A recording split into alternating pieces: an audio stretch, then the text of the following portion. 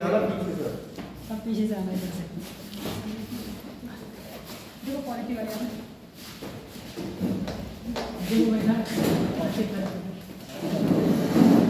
पीछे से पीछे आवाज़ें भी बात क्या चल रहा था बताइए। चलो तब तक रिवीजन कराते हैं। भाग 9 बताइए राज्य वित्त आयोग कितने साल के लिए गठित किया जाता था? राज्य वित्त आयोग पढ़ाया था 5 साल के लिए। स्थानीय स्वशासन में महिलाओं को आरक्षण कितना है? आप पूरा शब्द बोलेंगे कम से कम 33%। अधिक से अधिक मैंने बताया था कि 50% कहा है। राजस्थान मध्य प्रदेश में ऐसे स्टेट के नाम कितना है? 50%। सहकारिता पढ़ा दिया था कि लोकल लोगों के द्वारा बनती है, स्थानीय लोग बनाते हैं, स्थानीय लोगों की ही क्या करते हैं? मदद। और सरकार इन पर विशेष ध्यान देती है, इनका टैक्स कम लिया। ठीक है, इतनी चर्चा हुई थी। आखिरी क्या लिखा गया था? भाग 9 भी हो गया था ना। चलिए डालिए भाग 10। भाग 10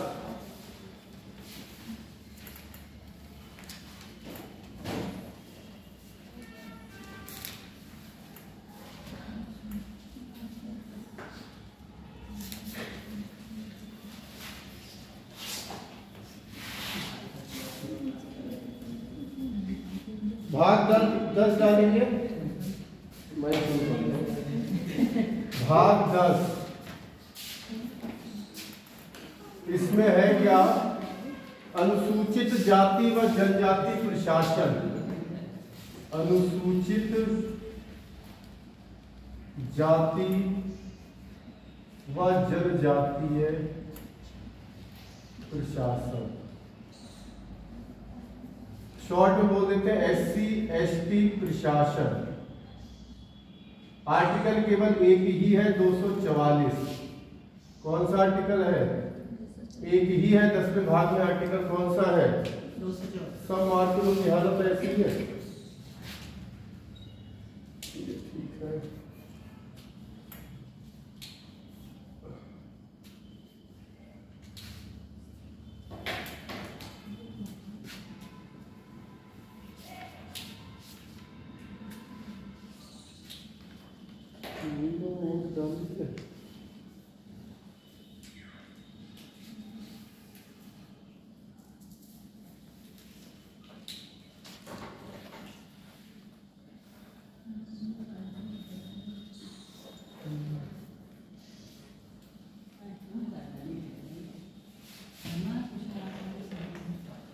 देखिए SC ST एक्ट 1989 के अनुसार, SC ST एक्ट 1989 के अनुसार या तहत किसी दलित व्यक्ति की शिकायत पर,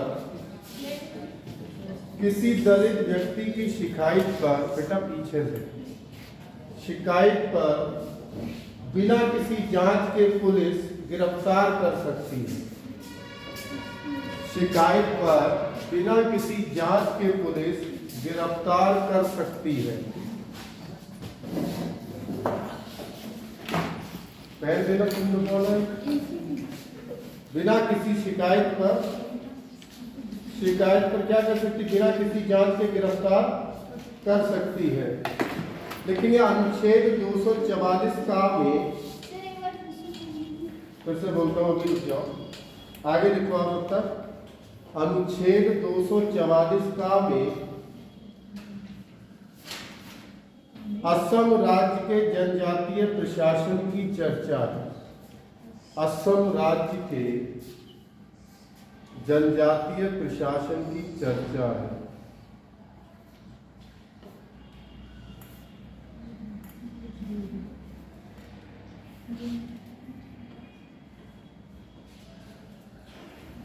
असम राज्य के प्रशासन की चर्चा।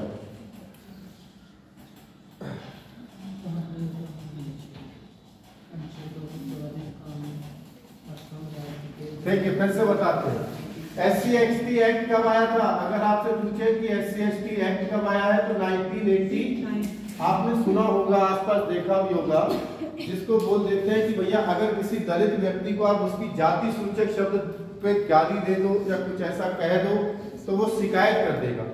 और कौन सी एक्ट लग जाएगा आप पे? हरिजन एक्ट या SC/ST एक्ट बोलते हैं उसको संवैधानिक भाषा। इसमें क्या होता है, जब किसी कोई भी व्यक्ति शिकायत करता है ना तो पुलिस बिना किसी जांच के उस व्यक्ति को क्या कर लेगी? जांच बाद में होगी, पहले क्या होगी? तो यही बात बोली थी, मैं फिर से रिपीट कर दे रहा हूं। SC/ST एक्ट 1989 के अनुसार किसी दलित व्यक्ति की शिकायत पर बिना किसी जांच के बिना किसी जांच के पुलिस गिरफ्तार कर सकती है।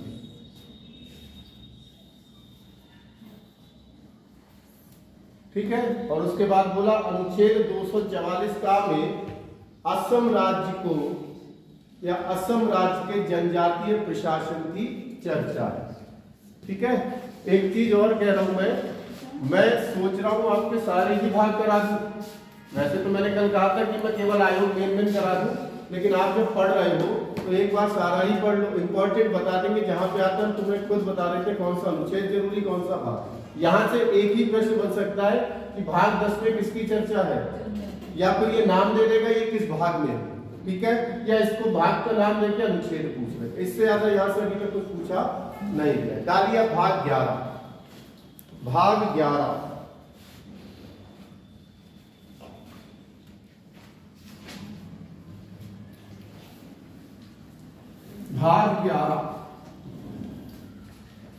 भाग 11 में क्या है बताएं? भाग याद कर रहे हो? अनुच्छेद 245 से लेकर 263 तक इसकी चर्चा करेंगे हम। इसमें है क्या? तो केंद्र व राज्य संबंध, केंद्र व राज्य संबंध की चर्चा कौन से भाग में है? 11। याद रहेगा?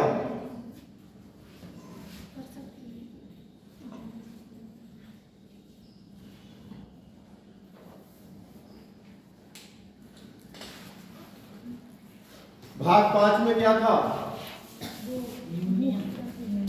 तुम्हें याद करने के तरीके बताए थे। भाग 1 में क्या था? पहला तो याद ही रखो, संघ एवं राज्य क्षेत्र, ये तो पहले राज्य होंगे। 2 में क्या बताया था?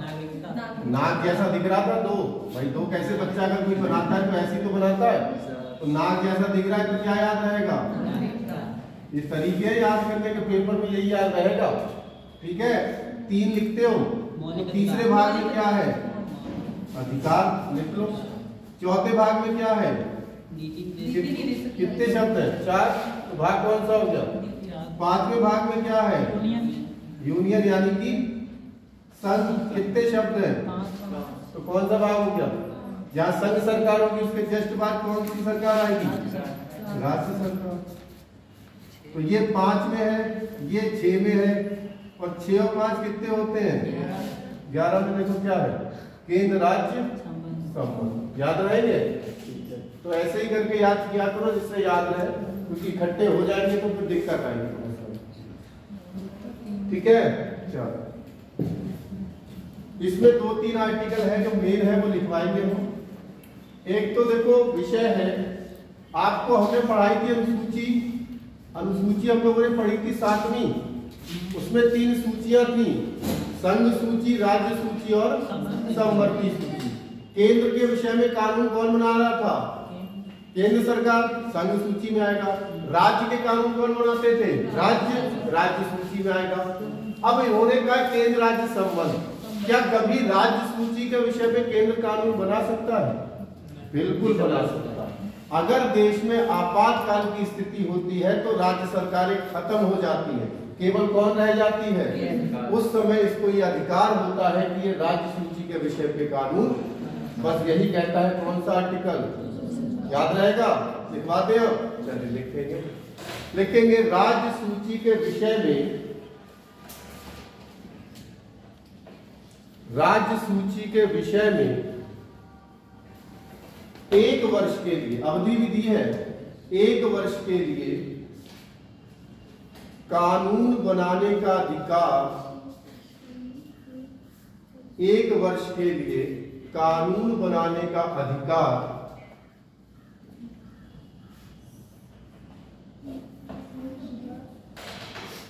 राज्यसभा संसद को देती है, राज्यसभा संसद को देती है, राज्यसभा संसद को देती है। कोई दिक्कत इसमें लिखने में बताएं? राज्यसभा है क्यों? क्योंकि वो स्थायी सदन है, वो कभी भी आपको भंग नहीं मिलेगा। ठीक है, अगर आपातकाल भी आ जाएगा तो लोकसभा जाएगी लेकिन राज्यसभा तब भी रहेगी। 1 वर्ष के लिए देगा था, लेकिन देगा का मतलब आपातकाल में ही। हाँ, जब भी ऐसी इमरजेंसी आए, राज्य सरकारें ना हो, राष्ट्रपति शासन हो, ठीक है, राज्य में शासन ना हो किसी।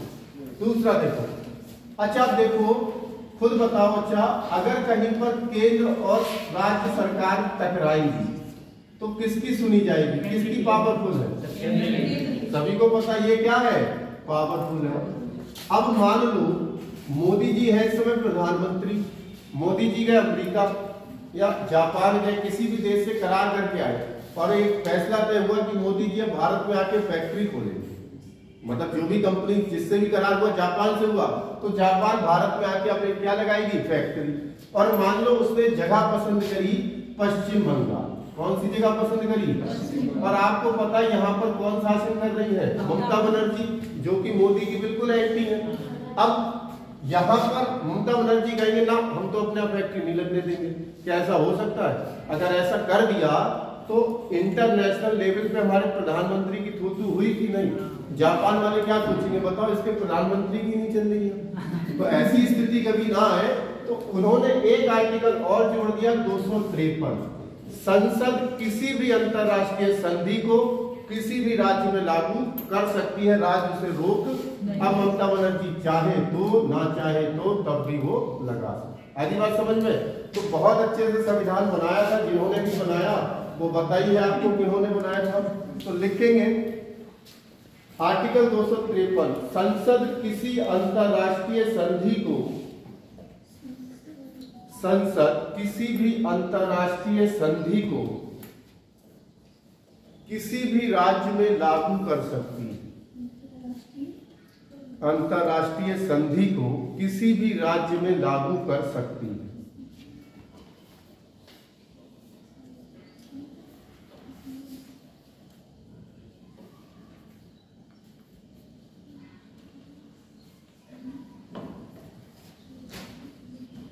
ठीक है, अगला डालिए आर्टिकल 262, आर्टिकल 262, ठीक है, 262 लिखिए। नदियां राज्य सूची का विषय है, नदियां राज्य सूची का विषय है।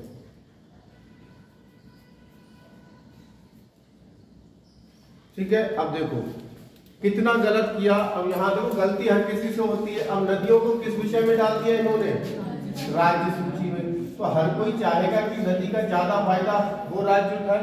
जैसे कोई एक नदी ले लो, जैसे जिसका विवाद चलता है वही ले रहे हैं। कर्नाटक में कुर्ग जिले से एक नदी निकलती है, कौन सी, कावेरी। और कावेरी के कर्नाटक ऊपर है, बना दिया हुआ कावेरी, यहाँ से थोड़ा सा हिस्सा केरल और तमिलनाडु बहते हुए गिरती है, कहाँ पर, बंगाल की खाड़ी। कहने का मतलब यह है कि अगर हम देखें तो इस नदी ने कितने राज्यों को छुआ, मेनली कर्नाटक और दूसरा कौन सा आ गया आपका, तमिलनाडु। तो दोनों राज्यों के बीच ये नदी हुई। अब कोई भी राज्य पहले ये सोचेगा कि मैं इसको क्या करूं, फायदा उठाऊं या फिर मैं इसका उठाऊं। इसीलिए दोनों राज्यों के बीच क्या हो जाता है, विवाद। इसी को कहते हैं जल विवाद। और कावेरी नदी जल विवाद। अब चूंकि ये किसका विषय है, इसीलिए आपस में विवाद होता। अगर ये केंद्र का विषय होता तो भैया सेंट्रल गवर्नमेंट तय कर देती कि आप इतना यूज कीजिए, आप इतना।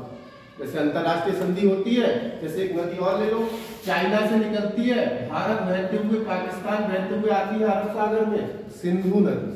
तो सिंधु नदी पे हमें चाइना ने कराया, चाइना बोला हम वहाँ पर बांध बना देंगे, अब तुम ज्यादा बोलोगे एकदम पानी छोड़ेंगे बाढ़ ला देंगे। अच्छा हम परेशान, तो हमने क्या करा, हमने इंडिया में बांध चाहिए उनसे धमकी दी, हम यहाँ बांध बना लेंगे और आगे पाकिस्तान में बाढ़ ला देंगे। दिक्कत आई ना। वैसे तो सोचा हर कोई नदियों में बांध बनाएगा, दिक्कत आएगी, दुनिया मरेगी। तभी एक समझौता कराया गया हमारे और पाकिस्तान के बीच, सिंधु जल समझौता 1960 की नदियां जो ऊपर वाली 3 है, सिंधु, झेलम और चिनाब, उनका 80% पानी पाकिस्तान को जाता है, हम 20% यूज करते हैं। और नीचे वाली 3 नदियां हैं, रावी, व्यास और सतलज, उनका 80% भारत यूज करता है, 20%। कहने का मतलब है आपस में कोई ना कोई समझो। लेकिन यहाँ तो हमारे राज्य में विवाद हो रहा है, अब क्या किया जाए? तो ऐसे में क्या करते हैं, जो रिटायर्ड जज होते हैं, जो जज रिटायर हो गए, उनकी एक क्या बना देते हैं, कमेटी बना देते हैं, जिनको बोलते हैं ट्रिब्यूनल या न्यायाधिकरण, और वही जांच करते हैं इन विवादों। आगे बात समझ में? तो ट्रिब्यूनल क्या होता है, न्यायाधिकरण क्या होता है? जब 2 नदियों में विवाद हो जाएगा तो रिटायर्ड जजों के समूह को हम लोग क्या बोलेंगे, ट्रिब्यूनल। याद रहेगा, लिखेंगे। क्या लिखा आपने? हाँ, यदि 2 राज्यों में नदियों का विवाद हो जाता है, यदि 2 राज्यों में नदियों का विवाद हो जाता है,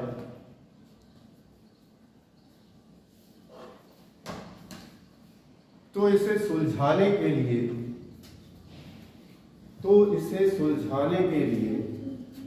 रिटायर्ड जजों का, तो इसे सुलझाने के लिए रिटायर्ड या सेवानिवृत्त, हिंदी में लिख सकते हैं, सेवानिवृत्त जजों का एक समूह बनाया जाता है।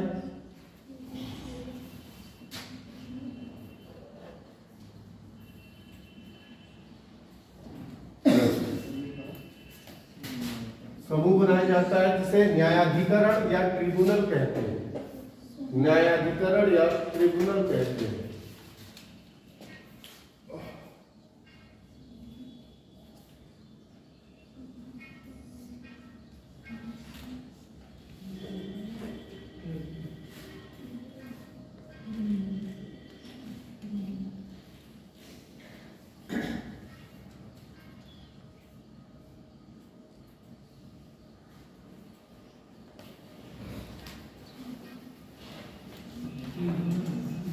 ठीक है, इस भाग में आप पूछ लेंगे, फटाफट से आगे बढ़ते हैं। आ जाइए भाग 12। मैंने जो मेन है वो आपको लिखा दे रहा हूं, जिससे आगे आपको दिक्कत ना दे।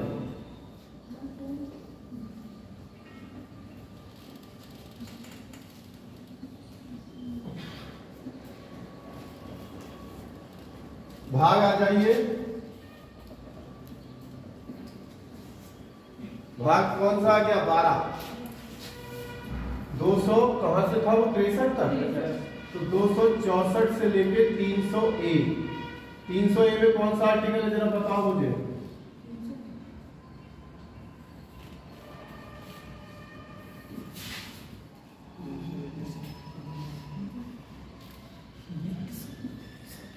पैसे से रिलेटेड है ये भाग, वित्त संपत्ति संविदा। याद करो 301 आए हुए है, पढ़ा चुका हूं, इसलिए कोई चीज पूछता हूं जो आपको बता चुका हूं। तो इसका मतलब अभी संविधान पढ़ा नहीं जा रहा है, केवल नोट्स बनाए जा रहे हैं अच्छे, है ना? कायदे में तो अभी पढ़ना चाहिए, समस्या कोई आए तो आप उससे पूछ सको। हालांकि मैं तब भी मना नहीं करूंगा, मैंने बताया था कि कोई समस्या कभी भी आया पूछ सकते हो।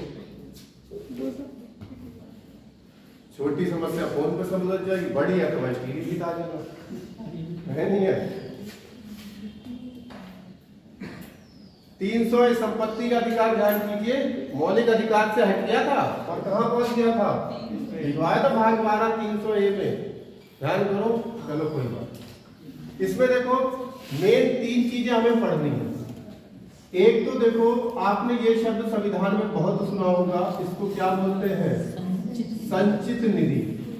आर्टिकल 266 में है। कौन से आर्टिकल में है? 266। ठीक है, एक तो ये चीज यहाँ पढ़नी है। दूसरी पढ़नी कैसे पता होना चाहिए किस आर्टिकल में? दूसरी इमरजेंसी फंड या आकस्मिक निधि। आकस्मिक निधि जस्ट इसके बाद है आर्टिकल 267। जो लोगों को पहले बता चुका हूं अच्छी बात है, जो लोग नहीं थे वो जरा सीखे, ये है क्या बड़ा दोनों। ठीक है। जितनी भी सैलरियां राष्ट्रपति, प्रधानमंत्री, उपराष्ट्रपति, सुप्रीम कोर्ट, हाई कोर्ट, जितनी भी आपको लिखी है वो कहां से मिलेंगी? अब ये है क्या, देखो समझ लो। यहीं पे हमने पहले भी बताया था, भारत के सभी लोग क्या देते हैं? टैक्स को क्या कहते हैं? कर। कोई कैसे देता है? प्रत्यक्ष। और कोई कैसे देता है? प्रत्यक्ष टैक्स वो होते हैं जो सीधे रुपए के रूप में दिए जाए, जैसे इनकम टैक्स। जब भी आपकी इनकम होगी तो आप कुछ हिस्सा देंगे, तो वो प्रत्यक्ष है। जो इनडायरेक्टली दिया जाए वो कैसा? आप एक सुई खरीदे, चाहे एक हवाई जहाज खरीदे, आपको गवर्नमेंट को टैक्स देना ही होगा। जिसे आज हम जीएसटी के रूप में जानते हैं, 1 कंट्री 1 टैक्स हो गया है, पहले अलग अलग, ठीक। तो सब लोग टैक्स दे रहे हैं। अब ये पैसा जाके कहीं तो इकट्ठा होगा। अब ये पैसा जहां इकट्ठा होता है उसी को बोलते हैं संचित निधि। क्या बोलते हैं? संचित निधि। अब आप बताओ, कल को आपको तनख्वाह मिलेगी, मान लो 20,000, 50,000, जब भी शुरुआत करो, 50,000 तनख्वाह आपकी शुरुआती दौर की हुई, हालांकि सीजीएल में मिलेगी पहले तनख्वाह 58,000, तो आप जो तनख्वाह होगी वो पूरी खर्च कर दोगे? नहीं। कुछ पैसा बचा के रखोगे इमरजेंसी के लिए, ठीक है, बचा के रख। लड़के तो एक बार उड़ा सकते, लेकिन महिलाएं बहुत बचा, ठीक है। तो ऐसे ही भारत सरकार भी यहाँ से पैसा बचा के रखती है, इसको बोलते हैं आकस्मिक निधि। क्या बोल देते हैं कि भैया देश में अगर इस समय ये बेटा मिनिमम हमारी कितनी है? मिनिमम है 500, इससे नीचे जाने ही नहीं देंगे, इससे ज्यादा तो रहेगी। ये एक न्यूनतम सीमा बांध दी भारत सरकार ने। हालांकि ये बहुत छोटी रकम है इंडिया की, ये इस समय 5-10 हजार करोड़ वैसे पड़ा रहता है, कोई वो। तो अगर कोई देश में इमरजेंसी आएगी, आकस्मिक स्थिति आ गई, जैसे अभी तूफान आ गया था, कोरोना की स्थिति आ गई, तो कोई स्थिति आ जाएगी, तो पैसा कहां से दिया जाएगा? याद रहेगा? दोनों समझ गए? तो ये कौन से आर्टिकल में बता दी? 200। और ये तो दिखाना है इसमें, बस ऐसे समझ लो, लिख लो, फिर इसमें आ जाएगा मेन वित्तार्जन। सर ये लोक लेखा निधि शायद होती है। लोक लेखा निधि भी होती है, वो इसी फंड से तैयार की जाती है। अभी बता देते हैं उसको। शायद हट गई शायद उसको। वो समय समय पर गठित होती है। मैंने एक टॉपिक आपको लिखवा दिया था, जो नहीं लिखवाया है, मैंने कहा था आगे पढ़ाऊंगा। क्या कहते हैं? समितियां। वो इसी में आएगा वो टॉपिक।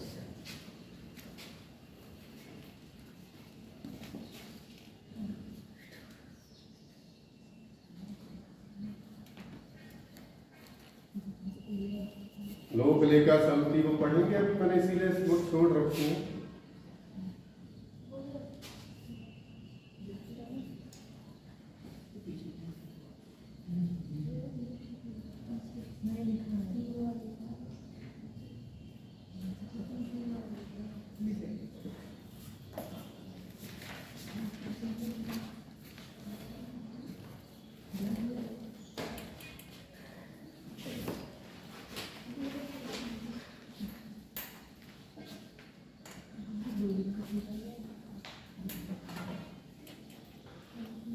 इस पैसे का हिसाब देगा कौन रखता है? महालेखा परीक्षक। पैसा खर्च कौन देगा? संसद। उसकी रिपोर्ट कौन तैयार करेगा? वित्त आयोग। अगला टॉपिक पढ़ना है।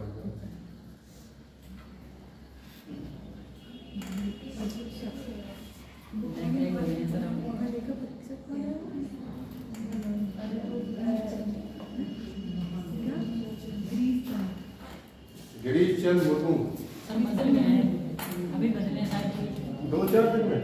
अखबार तो मैं रोज पढ़ दूँ, हो सकता है। के संजय मूर्ति करके बने, तो हो सकता है, मैंने कहा देखे नहीं, इसीलिए मैंने पहले कह दिया था ये चीज आप चेक करते रहे।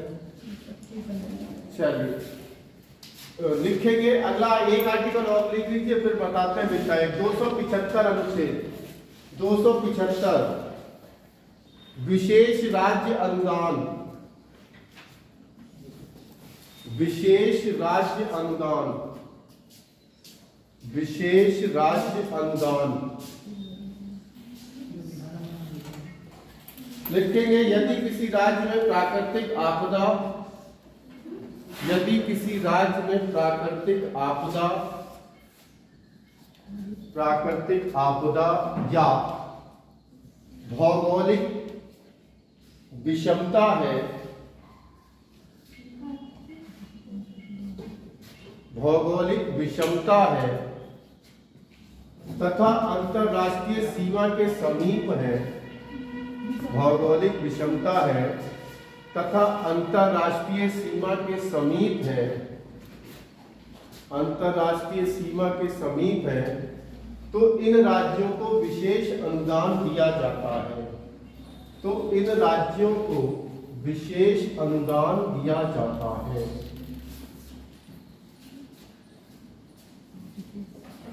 इन राज्यों को विशेष अनुदान दिया जाता है।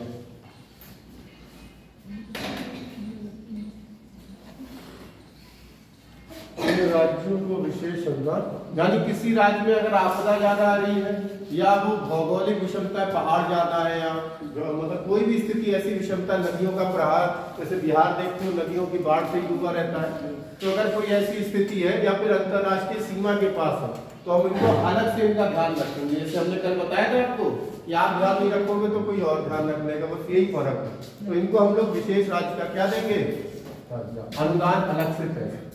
अगला टॉपिक अब देखिए वित्त आयोग, इसको बस समझ लीजिए, बड़ा अच्छा है। वित्त आयोग आर्टिकल 280 या ऊपर लिख देते हैं आर्टिकल 280। पहला तो प्रश्न यही करेंगे आप कि वित्त आयोग कौन से भाग में है, तो 12वें भाग में है, और कहां पे है, तो आर्टिकल 280। ठीक है, वित्त आयोग गठित क्यों किया जाता है बताओ। वित्त का मतलब समझ रहे हो, पैसा। अब आपको पता है कुछ टैक्स केंद्र सरकार वसूलती है, कुछ राज्य वसूलती है, तो कौन सा केंद्र वसूलेगी, कौन सा राज्य वसूलेगी, कौन तय कर देगा, वित्त आयोग। कि भैया केंद्र को कितना पैसा दिया जाए, राज्य को कितना पैसा दिया जाए, या मिलके दोनों को कितना दिया जाए। इसके अलावा जो हमने स्थानीय स्वशासन कल पढ़ा था कि पंचायती राज और नगर निकाय उन्हें भी तो पैसा दोगे, तो वो पैसा किस रेशियो में दिया जाए या कितने % दिया जाए, वो भी कौन तय करेगा। इसके अलावा राष्ट्रपति और भी कई अन्य दायित्व समय समय पर चाहे तो दे सकता। ठीक है, तो लिखेंगे थोड़ा सा। वित्त आयोग का गठन, वित्त आयोग का गठन राष्ट्रपति द्वारा, वित्त आयोग का गठन राष्ट्रपति द्वारा प्रत्येक 5 वर्ष के लिए, राष्ट्रपति द्वारा प्रत्येक 5 वर्ष के लिए निम्न उद्देश्यों की पूर्ति के लिए किया जाता है।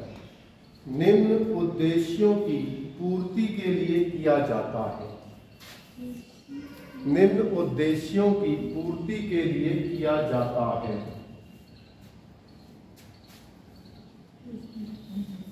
ठीक है, पहला देखिए पॉइंट, केंद्र व राज्यों के मध्य करों का बंटवारा। केंद्र व राज्यों के मध्य करों का बंटवारा, करों का बंटवारा।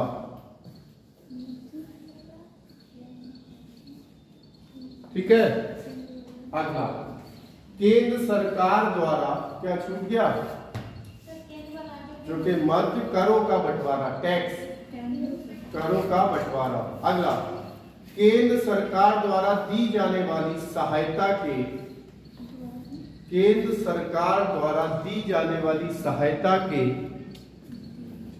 नियम निर्धारित करना। केंद्र सरकार द्वारा दी जाने वाली सहायता के नियम निर्धारित करना।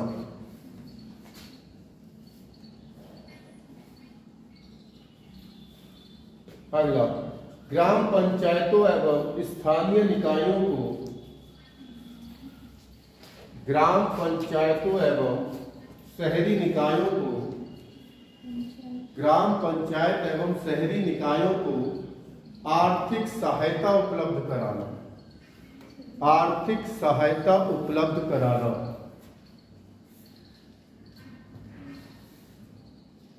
आर्थिक सहायता उपलब्ध कराना। और लास्ट लिखेंगे समय समय पर दिए गए या राष्ट्रपति द्वारा समय समय पर दिए गए अन्य दायित्व। राष्ट्रपति द्वारा समय समय पर दिए गए अन्य दायित्व।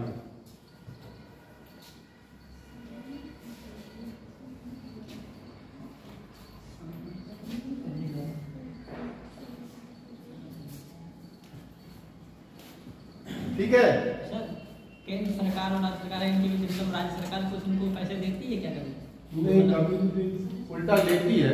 जो अभी INKC 5 वाला 42% मिल रहा उल्टा ही। ठीक है। यहाँ पर क्या होगा, समय समय पर दिए गए अन्य दायित्व ड्यूटीज। आप भी सोचो भारत सरकार कहाँ पैसा देगी, उल्टा वो राज्य सरकार भारत सरकार को कैसे पैसा देगी और देगी फिर कितना एहसान हो जाएगा। एहसान नहीं देखते, क्रिकेट टीम का एहसान देखो, चैंपियंस ट्रॉफी पाकिस्तान में हो रही है, भारत ने मना कर दिया नहीं जाएंगे तो नहीं जाएंगे। अब और कोई देश मना करके दिखा दे, क्यों? क्योंकि ICCI जो अंतरराष्ट्रीय इनका संघ है उसको 70% BCCI पैसा देती है। ICC को 70% पैसा हम दे रहे हैं, फंडिंग हम कर रहे, तो हमसे कुछ बोल सकती है? तो ये हिसाब है कि यहाँ पैसा उसको ज्यादा तो कैसे बोले। ठीक है, क्या वित्त आयोग देखते हैं, पहले समझिए सुनिए उसके बाद। वित्त आयोग में एक तो बेटा अध्यक्ष होते हैं और 4 होते हैं सदस्य। तो वित्त आयोग कितने सदस्य होता है? तो 1 + 4। ठीक है। जो अध्यक्ष होता है इसको जो बेटा दर्जा दिया जाता है वो कैबिनेट मंत्री को दिया जाता है। इसका दर्जा दिया जाता है कैबिनेट मंत्री को। जो सुख सुविधाएं मिलती होंगी वो सारी सुख सुविधाओं का भोग करेगा हमारा वित्त आयोग का अध्यक्ष। लिखो मत, समझने पे रहो, उसके बाद लिखो। जो सदस्य है इनको दर्जा दिया जाता है राज्य मंत्री। राज्य मंत्री पढ़ा दिए थे, हर विभाग में होता है। ठीक है। आपसे पूछेगा इनका कार्यकाल कब तक होता है, तो कार्यकाल इनका अगर हम देखें तो कार्यकाल शपथ से क्या होता है? प्रारंभ। इन्होंने जैसे ही शपथ ली यहीं से क्या हो जाएगा? प्रारंभ। और जैसे ही एक रिपोर्ट तैयार करके देंगे, रिपोर्ट तैयार कर किसको सौंपेंगे? राष्ट्रपति को। वैसे ही ये क्या हो जाएगा? कार्यकाल समाप्त हो जाएगा। ठीक है। इनका काम होता है एक रिपोर्ट तैयार करना। ठीक है। तो इनका कार्यकाल शुरू कब होगा? जैसे राष्ट्रपति इनको शपथ दिलाएगा, शुरू हो गया। और नॉर्मली ये रहता है, नॉर्मली कितना रहता है? 5 साल। ठीक है। वित्त आयोग की रिपोर्ट 5 साल की। और जैसे ही ये रिपोर्ट राष्ट्रपति को देगा कार्यकाल क्या हो जाएगा? समाप्त। ठीक। वर्तमान में 15वां वित्त आयोग चल रहा है। पहले वित्त आयोग के कौन थे? पहले के अध्यक्ष थे KC नियोगी और वर्तमान में NK सिंह। ठीक है, वो हम लोग बाद में लिखेंगे। ठीक। दूसरी चीज, इनका जो वित्त आयोग है जब रिपोर्ट तैयार करता है तो रिपोर्ट तैयार करते समय ये सभी राज्यों के CM से, जितने राज्य हैं उनके CM से क्या करता है? मुलाकात। और कितनी बार? 2 बार मुलाकात करता है। 2 बार। ठीक है। और 2 बार मुलाकात करता है। एक बार पहली बार तो उस राज्य की कहा जाएगा? राजधानी। भाई कहाँ मिलेंगे मुख्यमंत्री साहब? और दूसरी बार CM साहब को बुला लेगा कहाँ? दिल्ली। कि भैया एक बार अब आप कहाँ मिलने आ जाओ। इसमें ये कहा जाता है कि कार्य प्रणाली कैसी होती है? लोकतांत्रिक। वित्त आयोग 2 बार मुख्यमंत्रियों से मुलाकात करता क्यों है? कि अगर आपके राज्य में कोई समस्या है, कितना पैसा चाहिए, क्या स्थिति है, वो आप हमें बताओ। और दूसरी बार भी यही चर्चा होगी। तो दोनों बार इसीलिए बुलाया जाता है कि कोई जो समस्या है, कोई दिक्कत है तो वो आप बताओ। सभी राज्यों को हम बराबर पैसा नहीं दे सकते। क्यों नहीं दे सकते सभी राज्यों को बराबर? अरे कोई इतना बड़ा है उत्तर प्रदेश और कोई छोटा सा है सिक्किम या गोवा। किसी की भौगोलिक परिस्थितियां बेकार है, पूर्वोत्तर देश में पहाड़ी पहाड़, बिहार बाढ़ कितनी आ रही है, तो इसी वजह से किसी राज्य इसीलिए बुलाया जाता है जो समस्याएं हैं आप यहाँ के बताइए, उसके बाद हम क्या करें। ठीक है। इसके बाद फिर क्या होता है? जो ये रिपोर्ट होती है, ये रिपोर्ट जो तैयार करी है वित्त आयोग ने, इस रिपोर्ट को पेश किया जाता है कहाँ? संसद। और संसद में इस रिपोर्ट पे विकट होगी क्या? चर्चा। और यही रिपोर्ट संसद में चर्चा के बाद प्रस्तुत होती है काय के रूप में? यही आगे जाके रूप ले लेती है काय का? प्रस्तुत होती है बजट की। ठीक है। तो कहीं ना कहीं वित्त आयोग इनडायरेक्टली तैयार करता है क्या हमारा? हालांकि बीच में जो रिपोर्ट आई है उसमें मंत्री अपना घटाना बढ़ाना जो भी करना है वो कर लेंगे। उसके बाद संसद में चर्चा होगी, यहाँ भी कुछ ना कुछ कटौती होगी और उसको हम लोग क्या बोल देंगे? चाहे तो बजट राष्ट्रपति पेश कर सकता है, लेकिन वो किसके माध्यम से पेश करवाता है? वित्त मंत्री। और वित्त आयोग उसे क्या करता है? तैयार। ठीक है। तो ऐसे नोट कीजिए, फिर हम थ्योरी लिखवा देते हैं आपको। फिर इसके बताते हैं कि जो विताएं क्या होती हैं।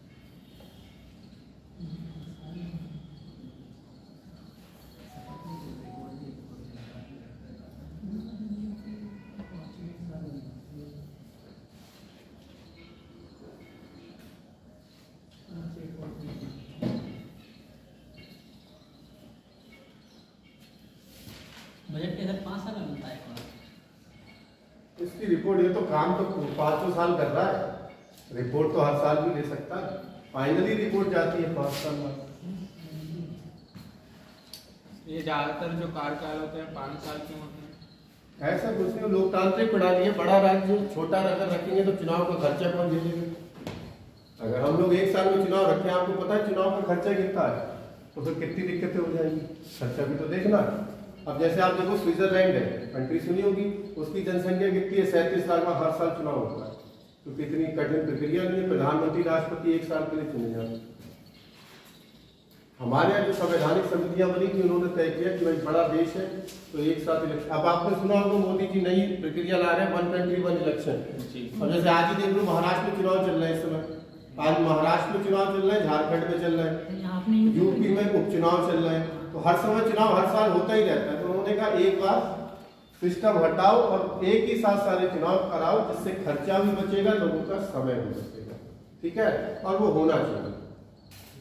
इसमें कुछ राज्यों को घाटा होगा, कुछ को फायदा होगा। घाटा कैसे होगा? जो सरकार मान लो अगले साल कर दिया, कोई इसी साल सरकार बनी है तो उसका कार्यकाल 5 साल हो ही नहीं पाएगा, फिर से चुनाव, इसी वजह से नहीं हो पा रहा। तो सर एक ही बार तो होगा सर, बाद में तो सर साथ में चालू हो जाएगा। लेकिन एक बार करने में कितना कठिन है, ये तो सोचो, तुम मुख्यमंत्री हो कहेंगे 1 साल हो, तुमसे कहा जाए हटा, तो हटने दोगे? कोई नहीं हटने देगा। पावर और पैसा कोई छोड़ना चाहता है? वो पहले के नेता थे जो केवल समाज सेवा पर भरोसा करते थे। नाम सुना बाबूजी नाम से कौन नेता फेमस थे? हमारे पहले श्रम मंत्री जगजीवन राम का नाम सुना है? सबसे लंबे समय तक कैबिनेट मंत्री रहे, लगातार 32 साल कैबिनेट मंत्री, और फिर भी संसद साइकिल से जाते। 32 साल कैबिनेट मंत्री, समझ रहे हो? आज के जमाने में तुम संसद के चपरासी 32 साल बन जाओ तो हालत पूरी कर सकते हो। कैबिनेट मंत्री उनका यही तो है, सबसे लंबा कार्यकाल उन्हीं का लिखा जाता है। नाम क्या है सर? जगजीवन राम, पहले कैबिनेट में मिलेंगे आपको शुरुआती तौर पर, बाबूजी कहा जाता था उनसे। और सबसे अमीर नेताओं में आप नाम देखोगे तो हमारे जवाहरलाल नेहरू, महात्मा गांधी बहुत अमीर थे। सर वो अपने घर से ही भाई उस जमाने में गांधी जी ने वकालत की पढ़ाई लंदन से करी, उस जमाने में लंदन भेजना पढ़ने सोच रहे हो? राजकोट के दीवान थे, आप लोगों ने तो पढ़ा होगा। जवाहरलाल नेहरू, आपको जवाहरलाल नेहरू की कहानी पता है? कैम्ब्रिज यूनिवर्सिटी की, कैम्ब्रिज यूनिवर्सिटी तो सुनी होगी। तो वहां पर जो ब्रिटेन का राजा होता है उनका राजकुमार और जवाहरलाल नेहरू उसी यूनिवर्सिटी पढ़ते, मित्र भी थे। दोनों गए शॉपिंग करने, वहां पर एक टाई पसंद आई, तो जवाहरलाल नेहरू को पसंद आई, उन्हें ले ली। तो उनके दोस्त ने कहा मुझे भी सेम चाहिए, लेकिन उसके पास एक ही पीस था, तो उन्होंने कहा ना ये मुझे चाहिए। तो दुकानदार वहां के बड़ा अच्छे ईमानदार है, उन्होंने कहा जिसने पहले कही है वही लेगा। उन्होंने नेहरू जी को दे दी, नेहरू जी से इस बात पे नाराज हो गए और अपनी कार लेके चले आए, यानी नेहरू जी को छोड़कर, एक ही कार से गए थे, छोड़कर चले आए। ये बात पता लगी मोतीलाल नेहरू को इंडिया में। तो कैम्ब्रिज यूनिवर्सिटी के 7 दरवाजे थे, 7 पे एक गाड़ी खड़ी होती थी ड्राइवर के साथ, कि मेरा बेटा जिस दरवाजे से निकलेगा वो कार उसे लेके आएगी। वो दौर था नेहरू, सोच के देखो, 7 दरवाजों पे गाड़ी खड़ी करवाई थी उन्होंने। जो दौरी तो होगा विदेश में 7 गाड़ियां लेना, 7 ड्राइवर रखना, तो ये दौर तो होगा। ठीक है, चलिए ये चीजें आगे कभी पढ़ने का मौका मिलेगा तब देखेंगे। योग्यताएं लिखिए वित्त योग्यताएं। वित्त आयोग के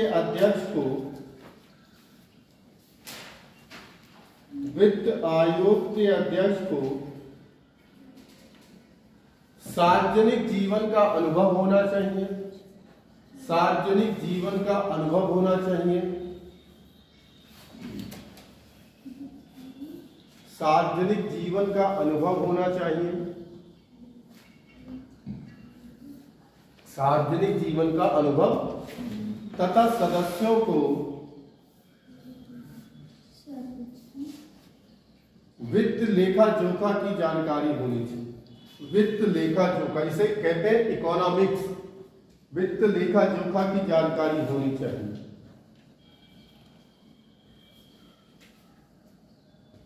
वित्त लेखा जोखा की जानकारी।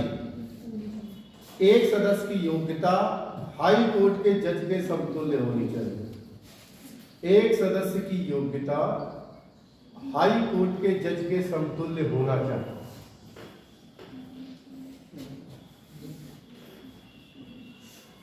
एक सदस्य की योग्यता हाई कोर्ट के जज के समतुल्य होना चाहिए। क्या होती है हाई कोर्ट के जज की योग्यता, मुझे बताएगी। हाँ, कतई करंटली बताओ क्या योग्यता है? कम से कम 10 साल डिस्ट्रिक्ट कोर्ट का जज रहा हो या फिर 10 साल तक वकील रहा। ठीक है, बाकी भारत का नागरिक, पागल, दिवालिया, ये सब चीजें जान रहे हैं। ठीक है, इन्हें कहने की। देखिए नोट करके, पहले वित्त आयोग का गठन, यानी सब तो लोग वकील होंगे वही वित्त आयोग में काम करेंगे?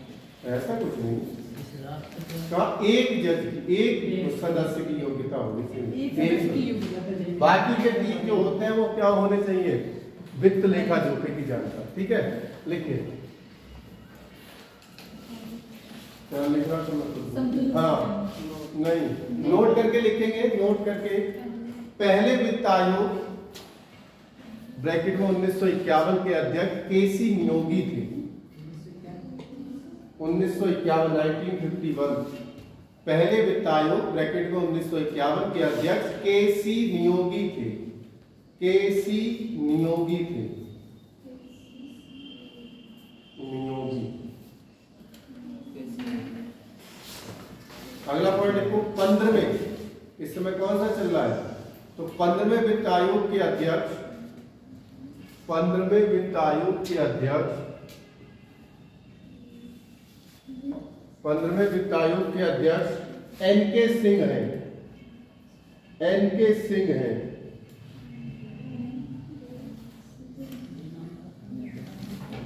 सोलहवें वित्त आयोग के अध्यक्ष घोषित कर दिए गए, मुझे नाम नहीं ध्यान आ रहा है, पुरानी कोई एनके सिंह को। ठीक है, ये हो गया आपका कंप्लीट वित्त आयोग। अच्छा आप ये बताओ, भारत सरकार क्या लोन ले सकती है, कर्जा ऋण ले सकती है? ले सकती है। कौन चुकाएगा उसे? तो वो सारे ऋण किस पे भारित होंगे? संचित ऋण। काय पे होंगे? सरकार बदलने पे पैसा चुकाना पड़ता है कि नहीं? जैसे बीजेपी है, ऋण ले लिया, सरकार चली गई, कांग्रेस आ गई, तो पैसा चुकाओगे? चुकाएंगे। तो कभी भी ये मत सोचना सरकार बदलने पे ऋण चुकाना ही पड़ेगा। सरकार ऋण ले सकती है, कर्जा ले सकती है, वो काय पे भारित होंगे? संचित। क्या राज्य सरकार ऋण ले सकती है? ले सकती है। सोच लो। केंद्र सरकार ना केंद्र सरकार से नहीं, हम विदेशी ऋण की बात कर रहे हैं। ले सकती है, लेकिन केंद्र की अनुमति के बाद। ऐसा नहीं है केंद्र अनुमति ना दे। जैसे मान लो पश्चिम बंगाल ममता बनर्जी है, विकट लोन उठा दे, ठीक है, बीजेपी सरकार में नहीं चुकाई तो पहले क्या लेनी होगी? अनुमति। 2 चीजें याद रहेंगी, अभी लिखवा हुआ है 292, 293। अच्छा एक चीज बताओ, आपके घर में, जैसे आपका घर है, मान लो खुदाई उदाई हुई और आपके घर से सोना, चांदी, हीरा या कच्चे तेल का कुआं निकल आया, वो सारी चीजों पे अधिकार किसका होगा? सरकार। लेकिन अगर कुछ भी गलत निकला,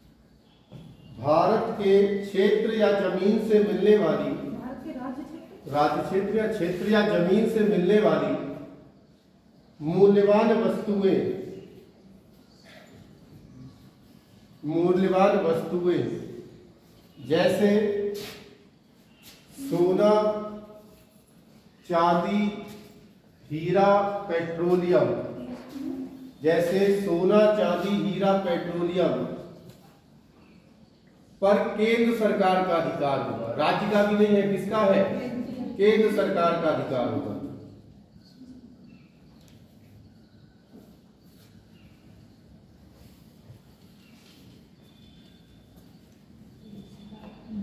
केंद्र सरकार का होगा।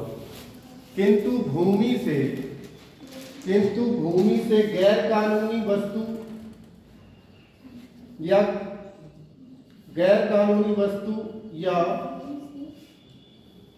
भूमि से गैर कानूनी वस्तु या खतरनाक वस्तु व्यक्ति की होगी।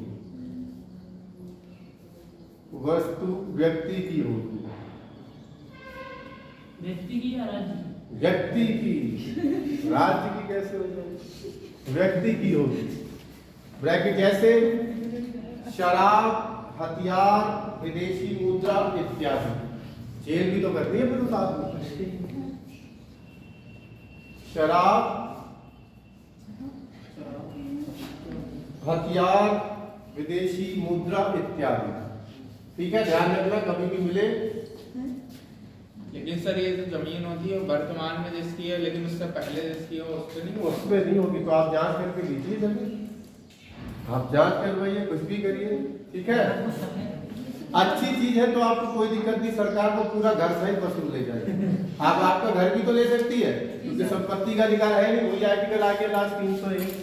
ठीक है, तो अगर घर से हीरा मिलेगा तो तुरंत किसे दे दोगे जाके? अच्छा, सबसे बड़ा हीरा कौन सा है? कोहिनूर है, बड़ा है। आपको उसके अलावा दूसरा नाम ही किसी हीरे का नहीं पता है। फैक्ट है नहीं है? कोहिनूर के अलावा हमें किसी दूसरे हीरे का नाम ही नहीं पता होता तो हम लोग सब क्या बोलते हैं? कोहिनूर नहीं है। सबसे बड़ा हीरा है कुलीनन हीरा। कुलीनन हीरा है, ये अफ्रीका की प्रीमियम खान से निकला है और ये कोहिनूर से 4 गुना बड़ा है। 4 गुना बड़ा है किससे? कोहिनूर से। हीरे का वजन काय में नापते हैं बेटा? कैरेट में। जिसमें सोने की शुद्धता नपती है उसी में हीरे का वजन नपता है कैरेट। ये अफ्रीका में प्रीमियम खान से निकला है।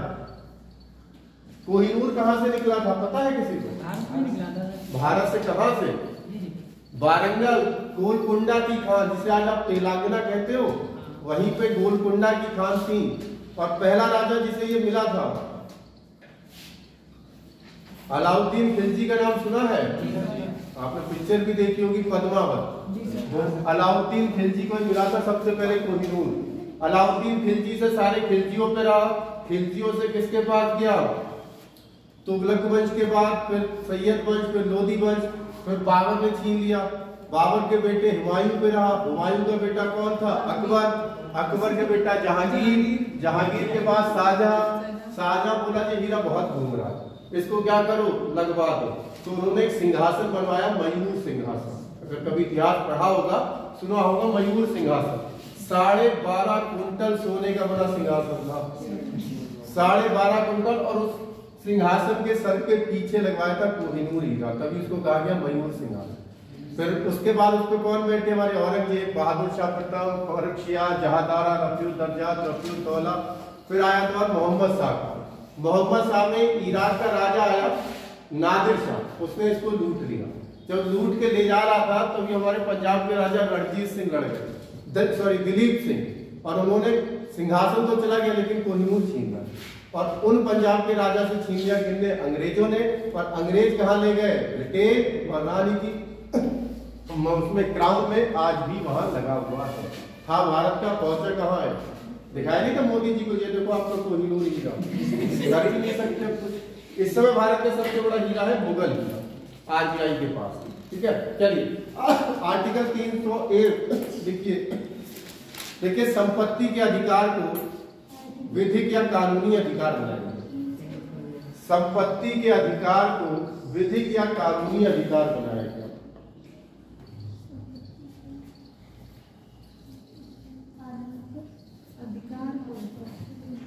संपत्ति के अधिकार को विधिक या कानूनी अधिकार बनाया गया। भाग 3 में भी पढ़ा चुके हैं, तो यहां पढ़ाने की जरूरत नहीं है।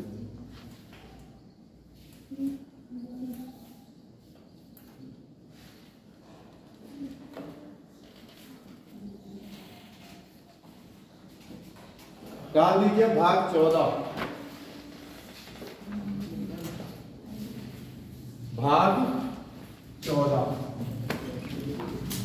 इधर वाले भाग कितनी जल्दी जल्दी हो रहे हैं, उधर देखो 5 भाग में कितने दिन लग रहे हैं, ये भी तो आर्टिकल है। और इधर इतने इंपॉर्टेंट भी नहीं है, ये खास है। अनुच्छेद 308 से 323।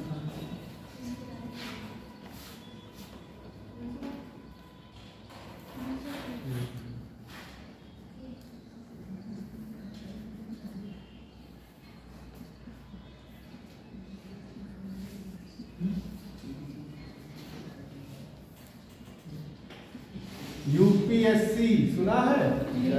यूपीएससी, यूपीपीएससी, संघ लोक सेवा आयोग एवं राज्य लोक सेवा आयोग, इसमें ऐसे लिख लेना, संघ लोक सेवा आयोग।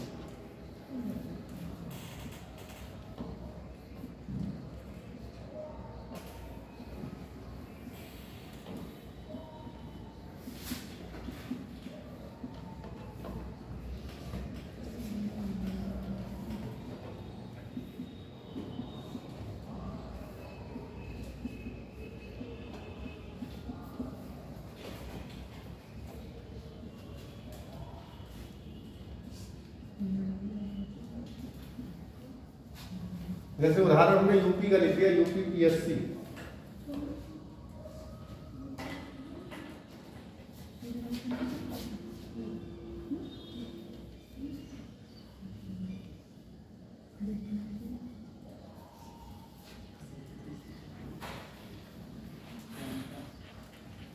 क्या करते हैं ये दोनों आयोग? भर्ती बोर्ड है सर, भर्ती बोर्ड है, भर्ती करवाते हैं। ग्रुप ए के अधिकारियों की भर्ती होती है केंद्र व राज्य स्तर, ठीक है। पहले ये परीक्षा आईसीएस के नाम से अंग्रेजों ने शुरू करवाई थी, इंडियन सिविल सर्विस कहते थे इसे। पहले ये आयोजित होती थी ब्रिटेन में। पहले भारतीय जिन्होंने इस परीक्षा को पास किया उनका नाम था सत्येंद्रनाथ टैगोर, ठीक है। बाद में ये परीक्षा भारत में आयोजित होने लगी और कहां पर? इलाहाबाद में शुरुआत हुई।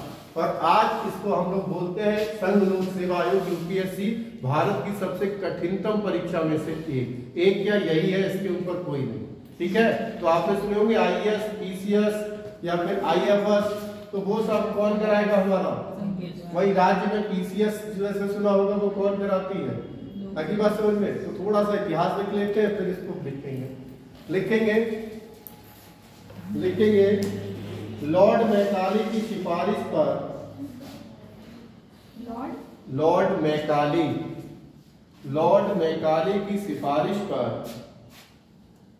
मैकाले की सिफारिश पर 1855 में डलहौजी के शासनकाल में, 1855 में डलहौजी के शासनकाल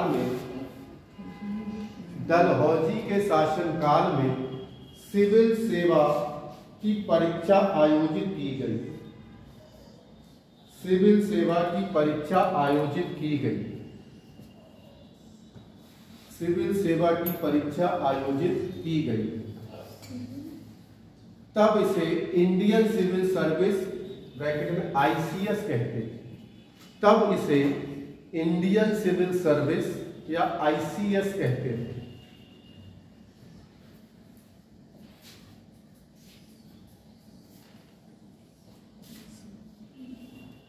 ठीक है।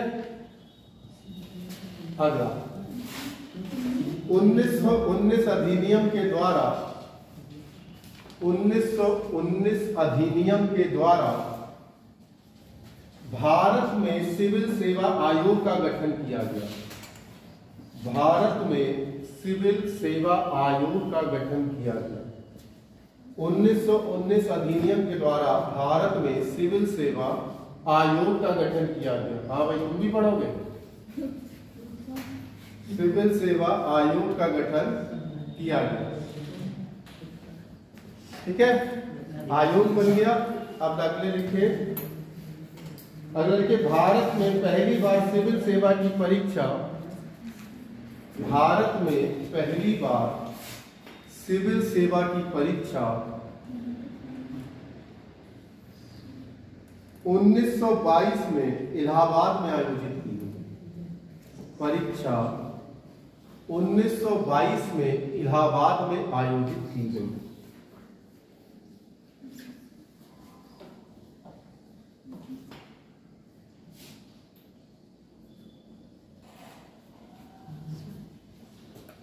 ठीक है, जिसे नहीं पता वो लिख सकते हैं। पहले भारतीय जिन्होंने ये परीक्षा पास की, लिख लीजिए। 1922 में पास की थी। हाँ, पहले भारतीय जिन्होंने ये परीक्षा पास की सत्येंद्र नाथ बोस टैगोर। सुभाष चंद्र बोस भी परीक्षा पास थे, लेकिन उन्होंने असहयोग आंदोलन के समय नौकरी छोड़ दी थी गांधी जी के कहने।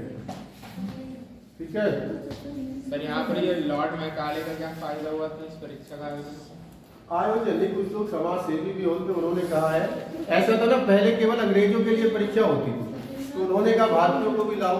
इसीलिए लॉर्ड मैकाले को हमारे यहाँ सिविल सेवा का वो माना जाता है पिता, भैया इन्हीं ने सिफारिश की। ठीक है, और उस समय हमारे भारत के गवर्नर थे डलहौजी। 1900 डलहौजी ने बहुत कुछ दिया।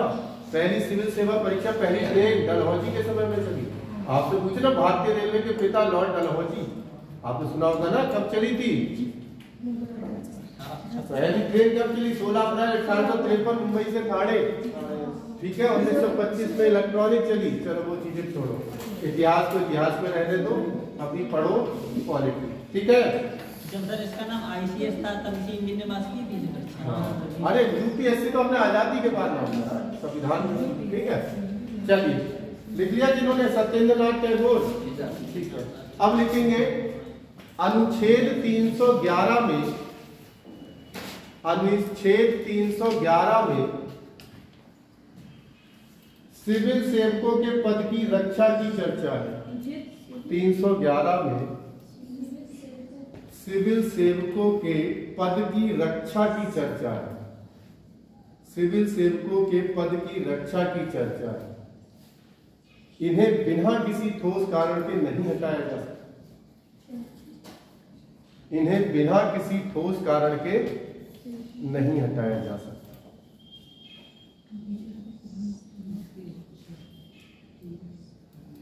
ठीक है, बिना किसी ठोस कारण के नहीं हटाया जा सकता।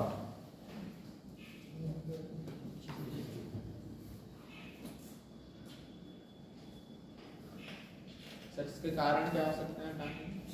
करप्शन, वैसे तो सीधे सीधे एक शब्द लिखते हैं संविधान में, संविधान का अतिक्रमण।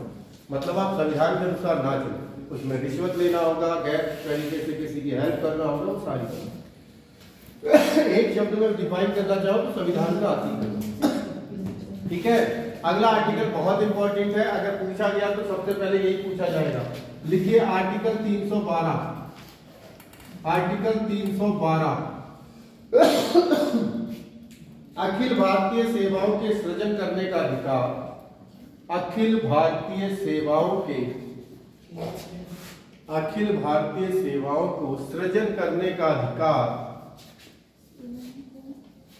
राज्यसभा संसद को देती है। राज्यसभा संसद को देती है सेवाओं का फिर से बोल देता हूं, अखिल भारतीय सेवाओं के सृजन करने का अधिकार, सृजन मतलब बनाने का अधिकार, सृजन करने का अधिकार राज्यसभा संसद को देती है, और दोनों सदन मिलकर इसका निर्माण करते हैं, और दोनों सदन मिलकर इसका निर्माण करते हैं।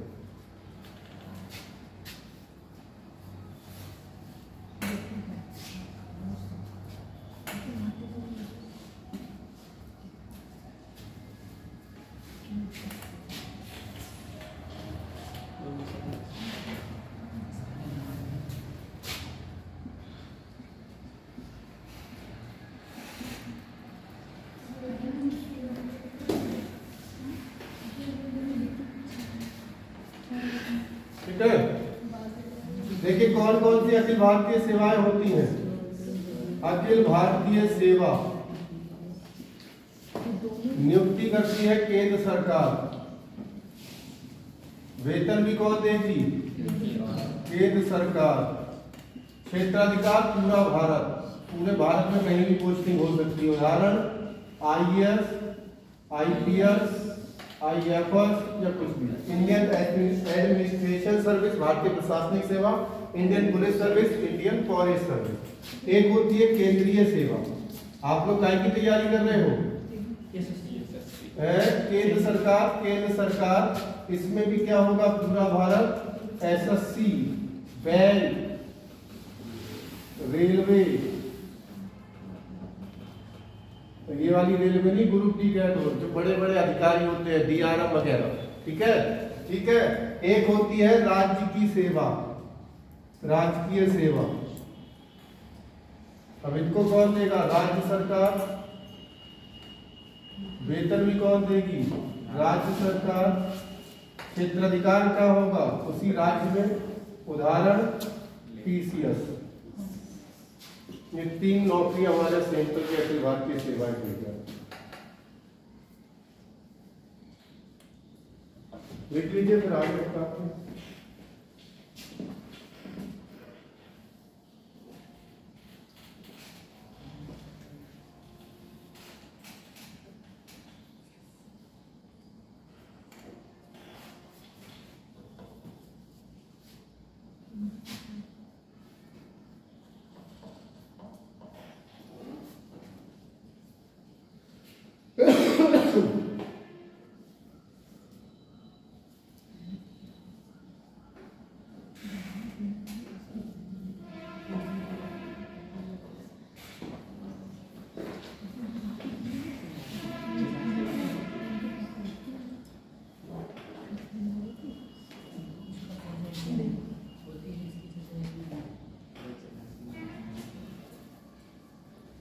इसके बाद नहीं होगी, इससे छोटा ये लास्ट अखिल सेवा नहीं है, अखिल भारतीय सेवा है।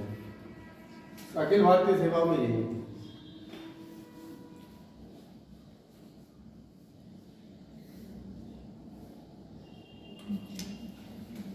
पीसीएस की फुल फॉर्म क्या होती है?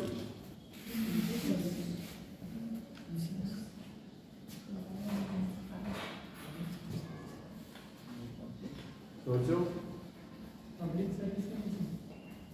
सर्विस। सर्विस तो ऐसे हुई commission, PC, police civil service. Police नहीं, ऐसे तो पीसीएस से पुलिस थोड़ा बनते हैं, केवल एसडीएम भी बनेगा। आईएएस की, पीसीएस की, इंडियन पुलिस सर्विस नहीं। मैं इसकी पूछ रहा था।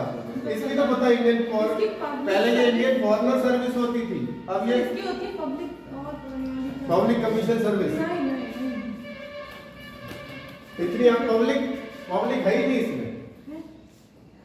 इस पीसीएस में पब्लिक है ही नहीं, इसलिए तो कुछ नॉर्मली हम लोग लॉजिक तुम जैसे लगाते हो, कभी मैं भी लगाता था। पब्लिक होगा सिविल सर्विस। प्रोविंशियल यानी प्रांतीय सिविल सेवा कहते हैं, प्रोविंशियल सिविल सर्विस। ठीक है, लिख लिए।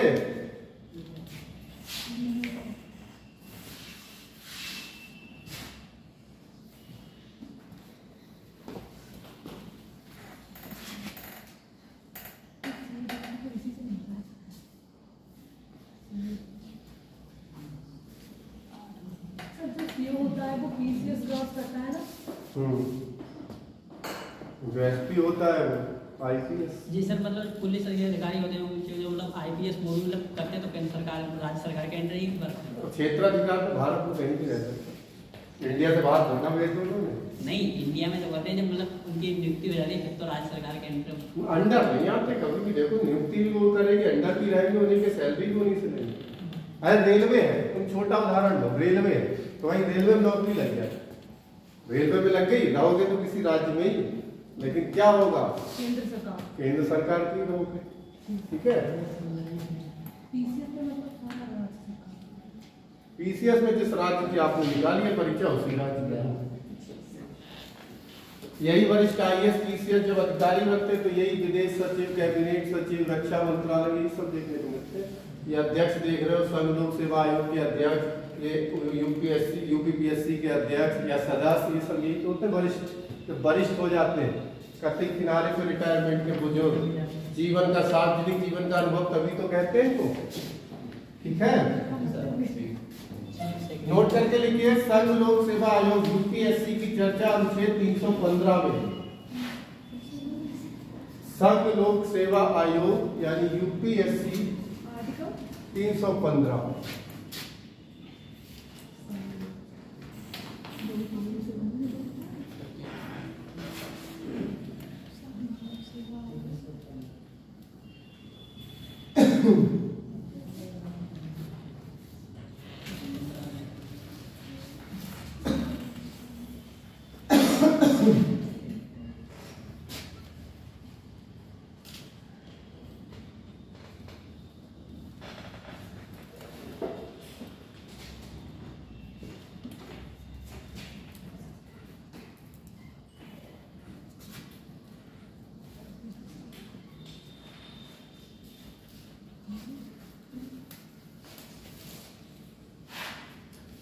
यूपीएससी में एक अध्यक्ष और कितने सदस्य हैं? Retirement age. राज्य लोक सेवाएं में एक अध्यक्ष और कुछ सदस्य। कुछ का मतलब हर राज्य अपने हिसाब से अलग अलग रखेगा। जैसे यूपी में 1+8 है, इनकी रिटायरमेंट एज 62। ठीक है, कार्यकाल के बीच में वैसे ही हटाएंगे जैसे सुप्रीम कोर्ट के जज को हटा। मतलब 10 सदस्य जैसे एग्जाम्पल, जैसे कोई भी विभाग है, एक अकेला चला सकता है तो उसकी हेल्प के लिए चाहिए होंगे तो वो 10 सदस्य रहते हैं। और ये वही होते हैं जो वरिष्ठ IAS PCS होते हैं, उन्हीं में से चुने।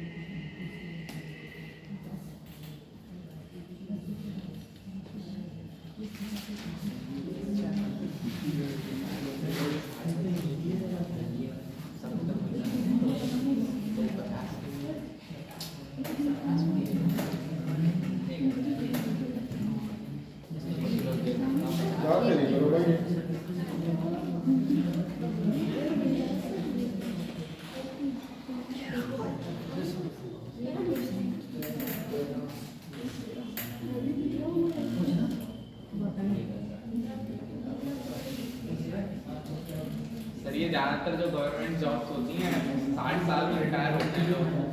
लेकिन कुछ लोग होते हैं 60 साल में नहीं होते हैं, कार्य करना चाहते हैं, तो उसके लिए है कोई? इसमें नहीं, हर विभाग का अलग है। जैसे हमने सुप्रीम कोर्ट इनको पढ़ाया था या फिर हमने पढ़ाया था हाई कोर्ट, वहाँ अगर जरूरत पड़ेगी तो बुला सकते हैं रिटायर्ड, तो सब मिलेगी, लेकिन परमानेंट नहीं। जैसे संविदा वाले कर्मचारी नहीं, तो वैसे ही हो जाएगी। जैसे कि टीचर वगैरह है सर, ये 62 हो जाए, अगर सरकार चाहेगी तो बिल्कुल हो सकते हैं, लेकिन सरकार चाहेगी कि 1 साल जैसे बढ़ सकते हैं, बढ़ जाते हैं, 1 साल जैसे आगे भी बढ़ जाते हैं। बढ़ जाते हैं तो जरूरत होगी तो बढ़ाई जाएगी ना। वो जिस चीज की जरूरत है तो बढ़ाइए, उसके अलावा भर्ती वगैरह कभी बार नहीं होती तो बढ़ा। अब जरूरत है 10 लोगों की, अब अगर अगला नहीं चुना गया है तो भैया तब तक तो रोकोगे उसे। जैसे हमारे यहाँ राष्ट्रपति का कार्यकाल जैसे आपको बताया कितने साल है? 5 साल। मान लो 5 साल में चुनाव नहीं हो पाया किसी कारण पर, चाइना ने हमला कर दिया, अब हमला देखोगे कि चुनाव देखोगे या प्रधानमंत्री का? तो ऐसी स्थिति में सरकारों को एक साथ बढ़ा भी सकते हैं कार्य, वो स्थिति के ऊपर डिपेंड करेगा। तो उसमें पता संविधान में नोट करके लाइन बीच में लिखी जाती है कि इमरजेंसी यानी आकस्मिक स्थितियों की चर्चा अब वो है ही क्या पता कब आए। जैसे कोरोना आया, लॉकडाउन, कब किसी ने सोचा था? तो ये इमरजेंसी थी, जरूरत पड़ी तो करनी पड़ी। चलिए ये हो गया आपका। अब तो शुरू करें। राज्य निर्वाचन आयोग, समय है पर्याप्त? कितना समय है? 15 में 10 मिनट ही पढ़ाऊंगा। सर ये बता दीजिए इसका एग्जाम प्रोसेस बता दीजिए। किस चीज का? पीसीएस क्या? उसके बाद अब सरकार का, अभी मैं सरकार के पैसा खर्च करवा रहा हूँ। देखिए निर्वाचन आयोग, इलेक्शन कमीशन, निर्वाचन आयोग, निर्वाचन आयोग, इलेक्शन कमीशन बोलते हैं इसको। कौन है इस समय सीईसी? वो है सर राजीव कुमार, बिल्कुल सही है। आर्टिकल बेटा कौन सा है ये? तो 324 से लेकर 329 तक देखेंगे। और भाग कौन सा है? तो भाग है 15, भाग है 15।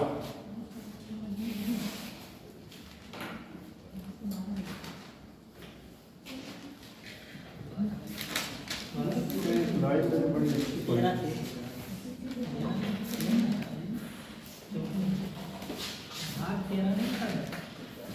अब सारे तो मत लिखो।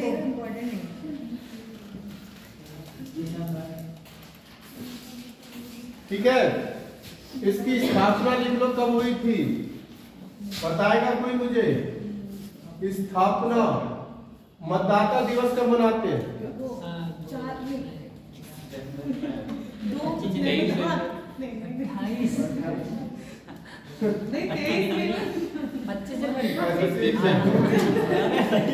1950। इसीलिए 25 जनवरी को मतदाता दिवस।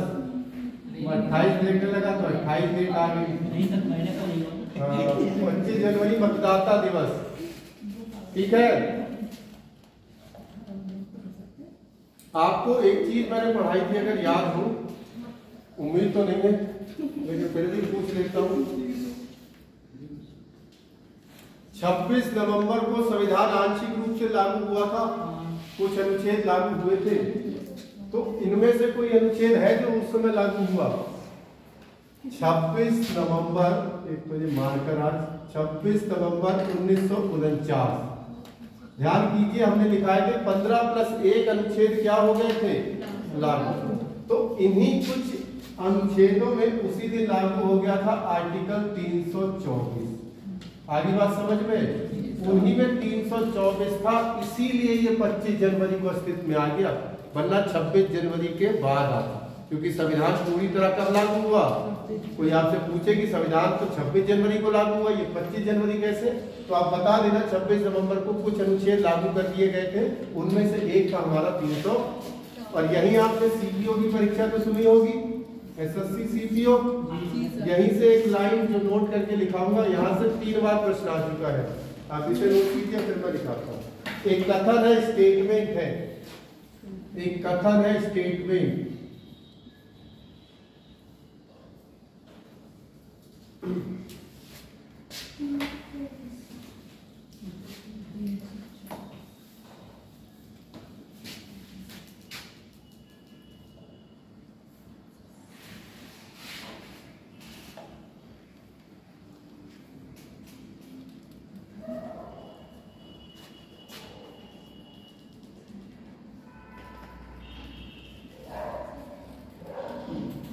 दिख रहा है?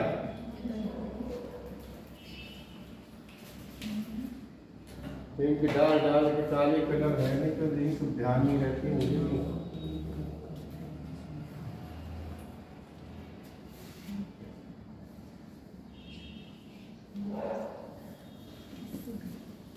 कौन कह सकता है? आपको लगता है कौन कह सकता है? बताए।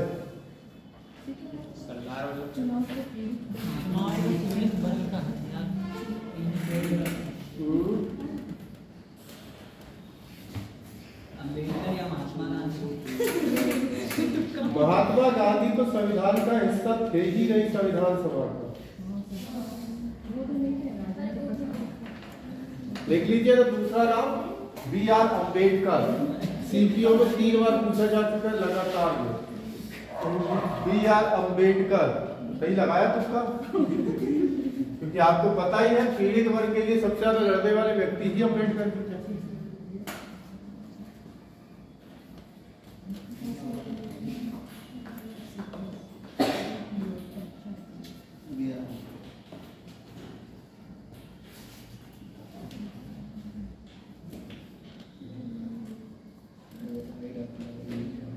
ठीक है, देखिए 25 जनवरी 1950 से आज लिख लो, मार्कर चल नहीं रहा, कभी चल जाता है। 25 जनवरी 1950 से 1989 तक ये जो था वो कितने सदस्यीय था? 1 सदस्यीय। ऐसे लिख लीजिए 1 सदस्यीय।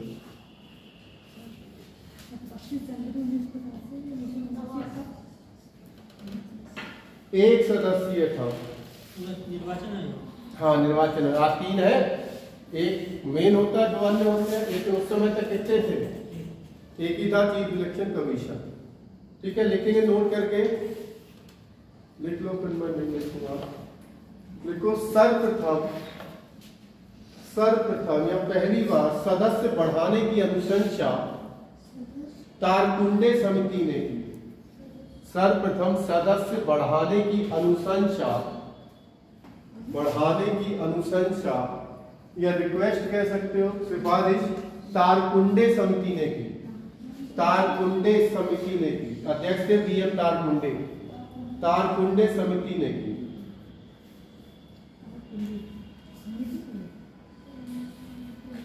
ठीक है, तो 89 से लेके 90 तक, 1990 तक ये फिर से क्या हो गया? बहुसदस्य। फिर 90 से लेकर 93 तक ये फिर से हो गया 1 सदस्य। ऐसी करके लिख लो। और 93 से अब तक क्या है? बहुसदस्य। ठीक है,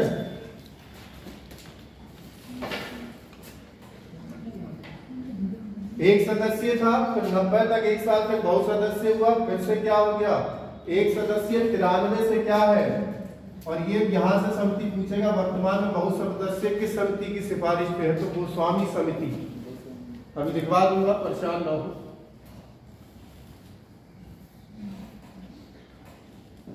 ये सारे सर 25 जनवरी को ही हुए थे। हाँ,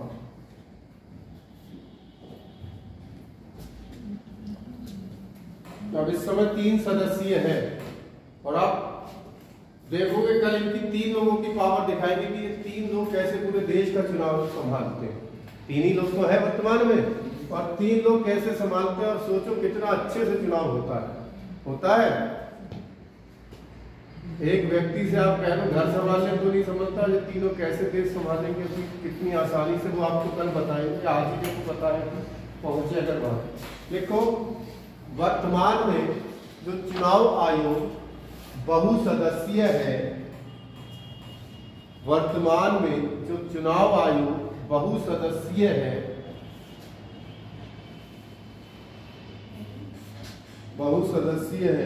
यह सिफारिश गोस्वामी समिति द्वारा की गई। यह सिफारिश गोस्वामी समिति द्वारा की गई थी।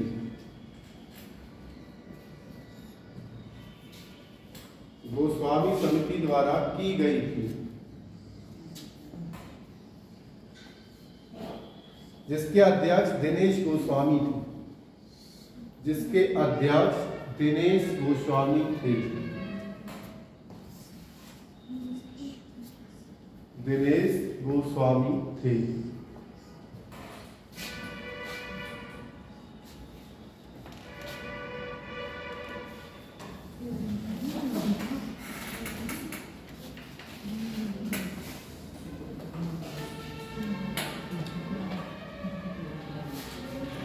ठीक है, देखिए पहले चुनाव आयुक्त कौन थे? पहले चुनाव आयुक्त, इंग्लिश में इसको क्या बोल देते हैं? CEC, chief election commission.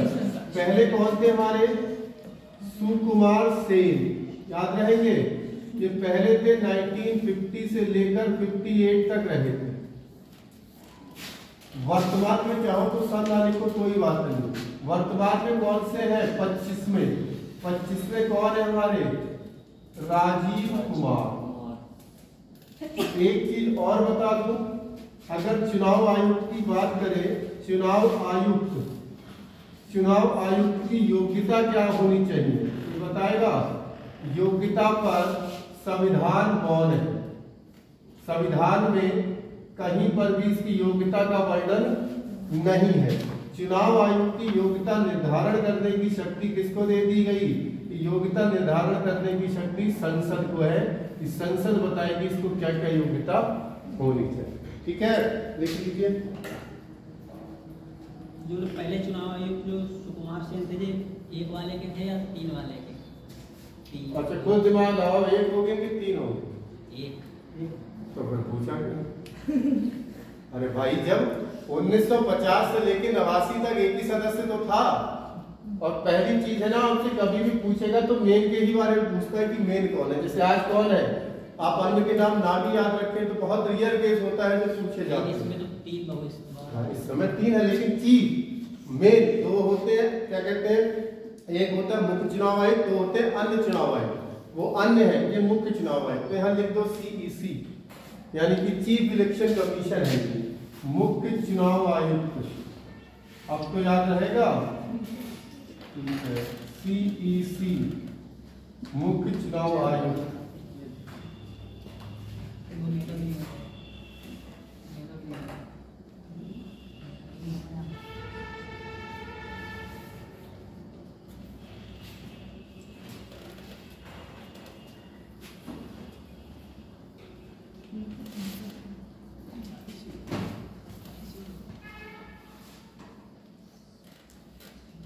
ठीक है, लिखिए नियुक्ति। नियुक्ति लिखिए।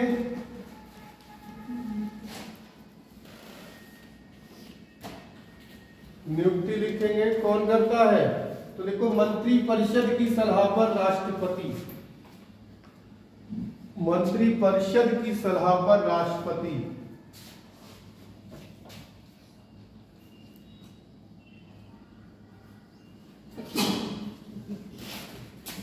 ठीक है, नोट करके लिखो। मुख्य चुनाव आयुक्त को पद से उसी प्रकार हटाया जाएगा। मुख्य चुनाव आयुक्त को पद से उसी प्रकार हटाया जाएगा जिस प्रकार सुप्रीम कोर्ट के न्यायाधीश को हटाया जाता है। जिस प्रकार सुप्रीम कोर्ट के न्यायाधीश को हटाया जाता है। जिस प्रकार सुप्रीम कोर्ट के मुख्य न्यायाधीश को हटाया जाता है।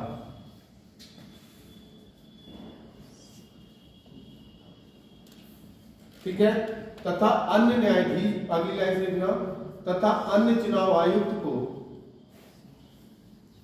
सुप्रीम कोर्ट के मुख्य न्यायाधीश को हटाया जाता है। लिख लिया? फिर से बोलूं, लिख लिया पूरा? मुख्य चुनाव आयुक्त को पद से उसी प्रकार हटाया जाएगा जिस प्रकार सुप्रीम कोर्ट के मुख्य न्यायाधीश को। बता चुके प्रक्रिया। अगली लाइन से लेके, अन्य चुनाव आयुक्त को मुख्य चुनाव आयुक्त के परामर्श पर, अन्य चुनाव आयुक्त को मुख्य चुनाव आयुक्त के परामर्श पर, मुख्य चुनाव आयुक्त के परामर्श पर राष्ट्रपति द्वारा हटाया जाएगा।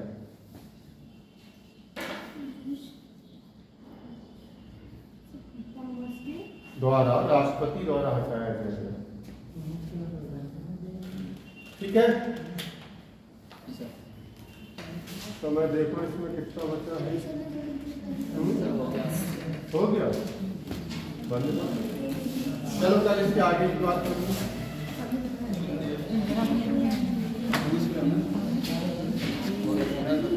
सर लास्ट में नहीं लिख पाए।